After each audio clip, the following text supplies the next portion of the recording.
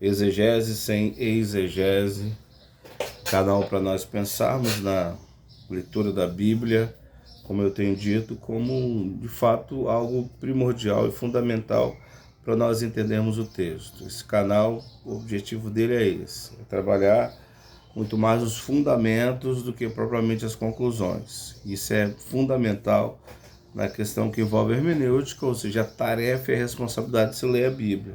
Se inscreva no meu canal, se esse é seu desejo, de desenvolver uma leitura fechada do texto, esse aqui é o espaço. Ótimo, nesse vídeo eu quero falar de uma questão importante que envolve um modelo de leitura, um modelo hermenêutico chamado de histórico gramatical, ou gramático histórico.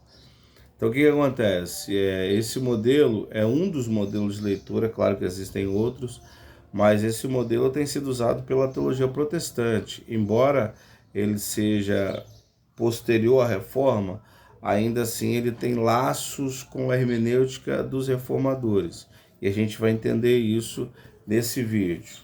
Então, eu até separei aqui, tem algumas literaturas aqui, pelo menos essas aqui, que corroboram com a compreensão desse método. São bem básicas as literaturas. Essa que você tem que passar por todas elas para ter nuances interessantes sobre esse método. Esse livro do Richard Pratt, ele nos deu histórias, maravilhoso. Introdução à Hermenêutica Reformada do Paulo Anglada. Todo mundo já passou pelo Entende o que Lês, primeira literatura de hermenêutica que a gente lê. Esse livro aqui da Shedd, que é uma abordagem multidisciplinar de leitura da Bíblia, ou de leitura bíblica, muito legal. A Espiral Hermenêutica, aqui a minha capa se foi.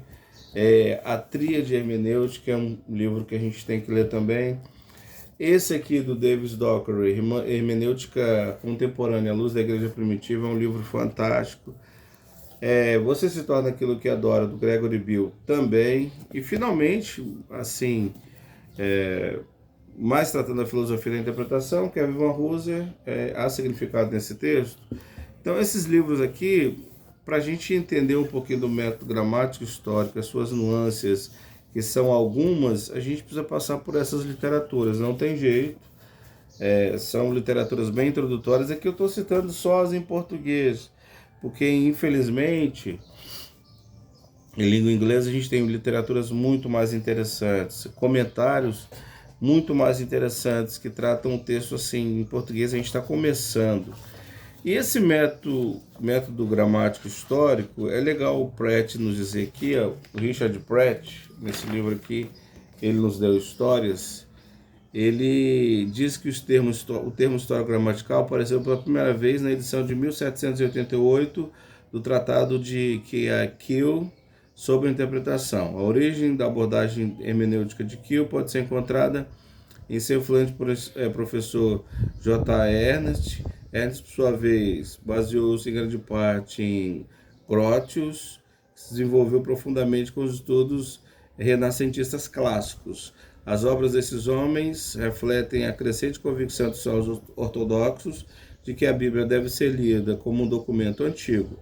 Nas palavras de Ernest, as escrituras devem ser investigadas de acordo com as mesmas regras aplicadas aos outros livros. Então, esse método histórico-gramatical sugere que a história e a gramática ocupam um lugar central. E, além disso, distinguimos a exegese histórico-crítica da exegese histórico-gramatical, que é conservadora. A primeira se baseia em pressupostos iluministas, a superioridade da razão humana sobre a Bíblia. A segunda professa a crença na autoridade das Escrituras. Então, claro que o histórico-gramatical vem como uma antítese do método histórico-crítico. Mas aqui precisamos lembrar, essa obra aqui, o início dela, o nascimento do método histórico-gramatical, é de 1788. 1788, oficialmente histórico-gramatical. Então, aí, nesse primeiro momento, a gente entende a questão das literaturas que apoiam. Trabalhei aqui algumas, não fui exaustivo. E, afinal de contas, o que é um método gramático histórico de leitura da Bíblia? Então, o Paulo Anglada até nos diz aqui, eu quero até ler para o que o Paulo Anglada diz, nesse livrinho aqui, Introdução à Hermenêutica Reformada, ele diz que trata-se de um sistema de interpretação bíblica fundamentado em pressupostos teológicos e escriturísticos, que emprega princípios gerais e metodologias linguísticas e históricas consistentes com o caráter divino-humano das Escrituras. Essa primeira definição do Anglada, maravilhosa. Inclusive, eu aconselho aqueles que querem crescer na Bíblia que assistam os sermões do Paulo Anglada no YouTube. É um já falecido Paulo Anglada, mas fenomenais, muito interessantes. Pregação expositiva realmente, que tem um processo hermenêutico muito maduro. E a falta, antes de eu comentar isso aqui, a falta da ideia de que existe um modelo de leitura, talvez seja a explicação porque a gente tem tanta interpretação ruim da Bíblia no Brasil. Nos YouTubes da vida, então, nossa, é muito ruim aquilo que se fala sobre a Bíblia. Porque não se parte de uma consciência clara que não existe tábula rasa. Você parte de um princípio. Uma vez que você tem uma metodologia, um modelo de leitura, você aplica. Então, o gramático histórico, claro, ele tem pressupostos teológicos e escriturísticos, evidentemente. Inclusive, o Anglada, nessa obra, ele passa por um longo período, por um período considerável, explicando os pressupostos ontológicos, pneumatológicos, soteriológicos que a hermenêutica tem. Então, a hermenêutica histórico-gramatical é uma hermenêutica pressuposicional, não dá para negar isso. E, além disso, mesmo sendo pressuposicional, ela tem princípios gerais e metodologias linguísticas e históricas. Então, nesse modelo de hermenêutica, dos livros de hermenêutica que a gente tem aqui, nós temos, de fato, esses princípios sendo trabalhados na tríade, que converte para a teologia, na espiral, que sai do significado, significância para a contextualização. Ou seja, você tem modelos diferentes de trabalhar. A ideia é, exemplo, no Grant Osborne, hermenêutica geral e hermenêutica aplicada. Então, você aprende todos os conceitos que envolvem a linguística, contexto, semântica, sintaxe, figuras de linguagem. Você entende também como dialogar com o pano de fundo do texto, trabalhando a estrutura mais profunda, a estrutura de superfície. Tudo isso o método histórico-gramatical trabalha. Ainda assim, ele tem uma abordagem pressuposicional.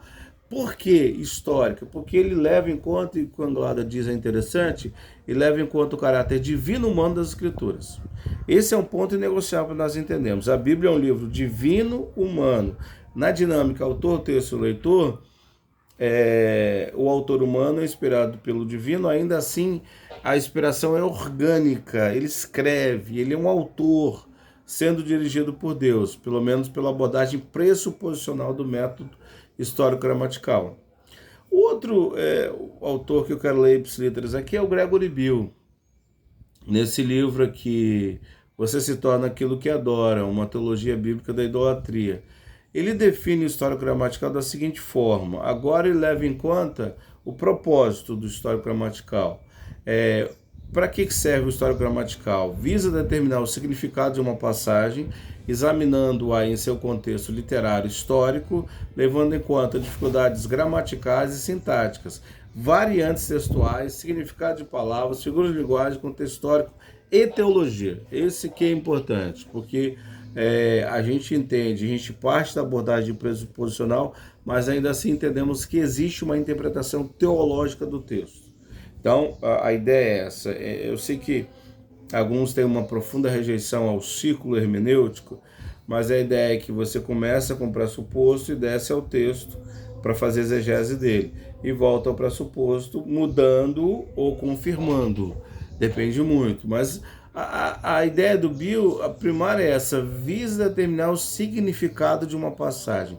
Significado, essa questão, essa palavra significado é muito importante para o método histórico-gramatical, ou gramático histórico, ou seja, há significado no texto. A gente vai trabalhar isso melhor agora um pouco no Kevin Van Hooser. Finalmente, o Richard Pratt, eu nem mostrei esse livro aqui, Você se torna aquilo que adora. Passamos por ele para entender essa questão.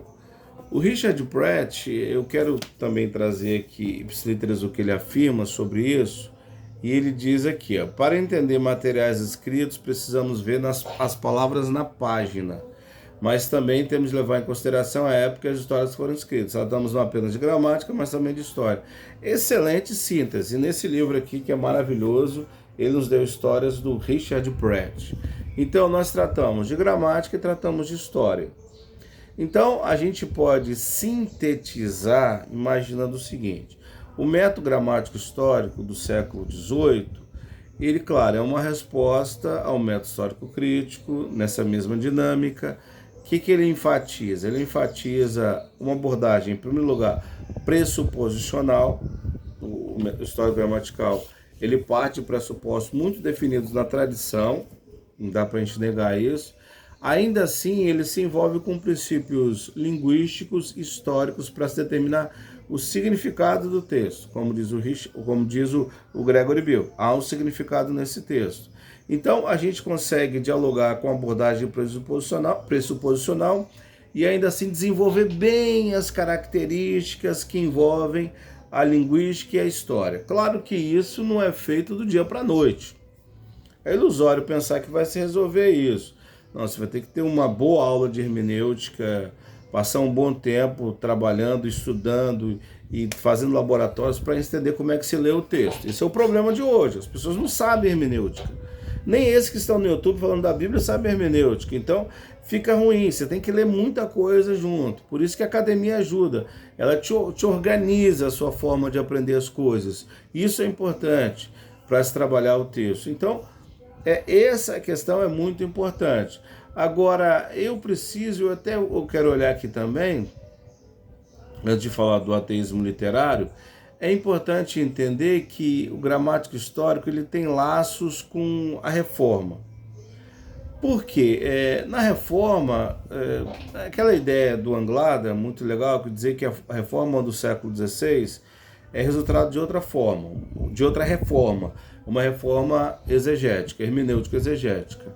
Então se pensa que esse princípio de sola escritura, a ideia de que realmente a Bíblia sobrepõe sobre a tradição, é diferente do pensamento católico, que iguala essa ideia também de que a Bíblia é a sua melhor intérprete, né? Essa ideia de Scriptura sui interpres. Então, a Bíblia interpreta a própria Bíblia. Essa é a ideia aqui.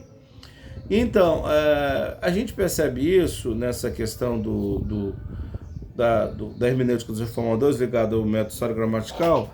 Principalmente, a gente pode usar a característica usada por Calvino. Calvino, no comentário de Romanos, de 1539, logo depois que ele sai de Genebra e vai para Estrasburgo, fica 2 anos lá em Estrasburgo, expondo Romanos, desde o início, se você olhar bem, lá no prefácio do livro de Romanos, que é maravilhoso, vale muito a pena ler isso, Calvino já diz que uma das questões mais importantes que envolve a hermenêutica é descobrir a ideia do autor. Em 1539, Calvino já falava da questão do autor. 1539 estava claro para ele que realmente o autor tinha uma relevância importante. E Calvino é chamado por todos de o exegeta da Reforma, alguém que de fato levou a Reforma a princípios muito interessantes no que diz respeito à leitura da Bíblia. Então, esse aspecto é muito importante. Então, a gente liga a questão do histórico gramatical com Calvino, com a hermenêutica dos reformadores, porque a hermenêutica dos reformadores rompe com a quadriga, com a hermenêutica espiritual, alegórica, antropológica, anagógica, rompeu com ela, desenvolve aqui a relação com o texto. É claro que tem o Anglada também, no livro dele de Introdução à Hermenêutica Reformada, mostra os caminhos que precedem a hermenêutica dos reformadores também, isso é uma realidade, mas os reformadores, principalmente Calvino, estavam extremamente importantes. Para Calvino, é extremamente importante a chamada intenção do autor, ou seja, há significado nesse texto. Agora, na contramão do histórico gramatical está o ateísmo literário. O ateísmo literário é a negação absoluta de que existe um autor, de que existe um significado no texto. Na verdade, o Van Hooser chama de síndrome do texto vazio. Ou seja, no texto quem fala é só o leitor. Então, essa hermenêutica pós-moderna, ou nova hermenêutica, ou desconstrucionismo aplicado à leitura da Bíblia, infelizmente tem norteado a leitura de muitos cristãos, muitos. São relativistas na interpretação. Vamos discutir, eu acho isso, eu acho aquilo, e vai virando uma salada e uma coxa de retalhos, e não fazem nenhuma conexão histórica do texto com o seu background. nada mais. Então o texto fica sem significado, fica sem autor, se torna absolutamente nada. Então essa é a hermenêutica pós-moderna, a nova hermenêutica que está na contramão do histórico-gramatical.